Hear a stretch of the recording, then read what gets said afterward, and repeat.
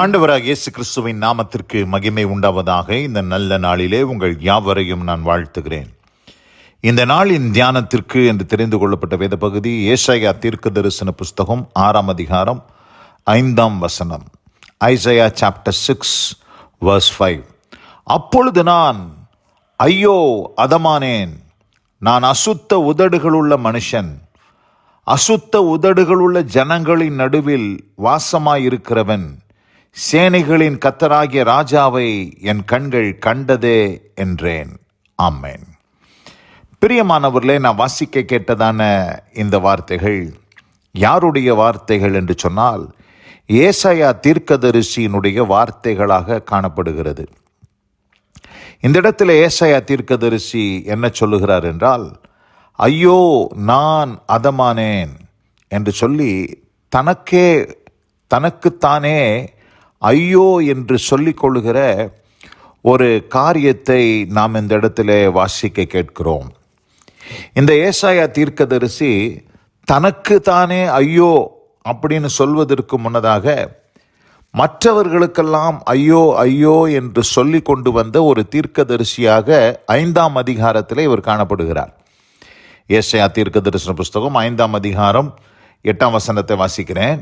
தாங்கள் மாத்திரம் தேசத்தின் நடுவில் வாசமாய் இருக்கும்படி மற்றவர்களுக்கு இடமில்லாமற் போகுமட்டும் வீட்டோடே வீட்டை சேர்த்து வயலோடே வயலை கட்டுகிறவர்களுக்கு ஐயோ. 11ஆம் வசனம். சாராயத்தை நாடி அதிகாலமே எழுந்து மதுபானம் தங்களை சூடாக்கும்படி தரித்திருந்து இருட்டி போகும் அளவுக்கும் குடித்து கொண்டே இருக்கிறவர்களுக்கு ஐயோ. 20ஆம் வசனம். தீமையை நன்மை என்றும் நன்மையை தீமை என்றும் சொல்லி இருளை வெளிச்சமும் வெளிச்சத்தை இருளுமாக பாவித்து கசப்பை தித்திப்பென்றும் தித்திப்பை கசப்பென்றும் சாதிக்கிறவர்களுக்கு ஐயோ. 21ஆம் வசனம். தாங்கள் பார்வைக்கு ஞானிகளும் தங்கள் எண்ணத்துக்கு புத்திமான்களுமாய் இருக்கிறவர்களுக்கு ஐயோ என்று சொல்லி இந்த இடத்துல மற்றவர்களை எல்லாம் பார்த்து ஐயோ ஐயோ ஐயோ ஐயோ என்று சொல்லி கொண்டிருந்த இந்த தீர்க்கதரிசி திடீரென்று சொல்லுகிறார், எனக்கு ஐயோன்னு சொல்றார். அப்பொழுது நான் அதமானேன், ஐயோ எனக்கு ஐயோ, நான் ஐயோ அதமானேன் என்று இந்த இடத்துல சொல்லுகிறதை நாம் பார்க்கிறோம். என்ன நடந்தது? இந்த 5ஆம் அதிகாரத்துக்கும் 6ஆம் அதிகாரத்துக்கு இடையில் என்ன நடந்தது என்று நாம் பார்க்கும் பொழுது தீர்க்கதரிசி அங்கே ஒரு தரிசனத்தை காண்கிறார். 6ஆம் அதிகாரம் 1ஆம் வசனத்தில் நான் வாசிக்கிறேன். உசியா ராஜா மரணமடைந்த வருஷத்தில் ஆண்டவர் உயரமும் உன்னதமுமான சிங்காசனத்தின் மேல் வீற்றிருக்க கண்டேன். அவருடைய வஸ்திர தொங்கலால் தேவாலயம் நிறைந்திருந்தது. சேராபின்கள் அவருக்கு மேலாக நின்றார்கள். அவர்களில் ஒவ்வொருவனுக்கும் அவ்வாறு செட்டைகள் இருந்தன.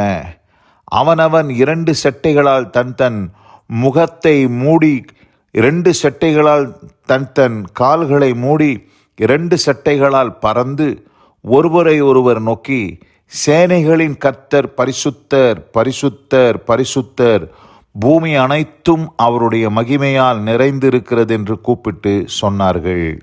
இப்படிப்பட்ட ஒரு காட்சியை ஏசாயா அங்கே பார்க்கிறார். கூப்பிடுகிறவரின் சத்தத்தால் வாசல்களின் நிலைகள் அசைந்தது, ஆலயம் புகையினால் நிறைந்தது. இப்படிப்பட்ட ஒரு மகத்தான ஒரு காட்சியை, தேவ தரிசனத்தை ஏசாயா பார்க்கிறார். அதுவரையிலும் 5ஆம் அதிகாரத்தில் எல்லாருக்கும் ஐயோ ஐயோ ஐயோன்னு சொல்லி கொண்டிருந்த நாட்களிலே அவர் தேவனுடைய தரிசனத்தை காணாதவராக இருந்தார். ஆனால் எப்பொழுது தேவனுடைய தரிசனத்தை ஏசாயா பார்த்தாரோ, பார்த்த பொழுது தனக்குள் இருக்கிற அருவருப்புகளை அறிந்து அந்த இடத்துல சொல்றாரு, அப்பொழுது நான் ஐயோ அதமானேன், நான் அசுத்த உதடுகளுள்ள மனுஷன், அசுத்த உதடுகளுள்ள ஜனங்களின் நடுவிலே வாசமாய் இருக்கிறவன், சேனைகளின் கர்த்தராகிய ராஜாவை என் கண்கள் கண்டதே என்று சொல்லி இந்த இடத்துல தன்னையே அருவருத்து தனக்குள் இருக்கிற குறையை உணர்ந்து தனக்குத்தானே ஐயோ என்று சொல்லிக் கொள்ளுகிற ஒரு அனுபவத்தை இந்த இடத்துல நாம் பார்க்கிறோம். பிரியமானவர்களே, இந்த அருமையான இந்த நல்ல நாளில் கூட இந்த வார்த்தைகளின் மூலமாக நாம் என்ன கற்றுக்கொள்ளுகிறோம் என்று சொன்னால், நாம் தேவனுடைய மகத்துவத்தை அறிகிற வரைக்கும், தேவனுடைய மகிமையை நாம் பார்க்கிற வரைக்கும் நமக்கு நம்ம ரொம்ப பெரிய ஆள், ரொம்ப பரிசுத்தவான், நம்ம ரொம்ப எல்லாத்துலேயும் சரியாக இருக்கிறோம், நீதிமான், நமக்குள்ள எந்த குறையும் இல்லை அப்படின்னு சொல்லி நம்ம யோசித்துக்கிறோம். ஆனால் தேவனுடைய வெளிச்சத்தில் நம்ம வரும்பொழுது தான், அந்த வெளிச்சத்தில் தான் நம்முடைய குறைகளெல்லாம் காணப்படுகிறது.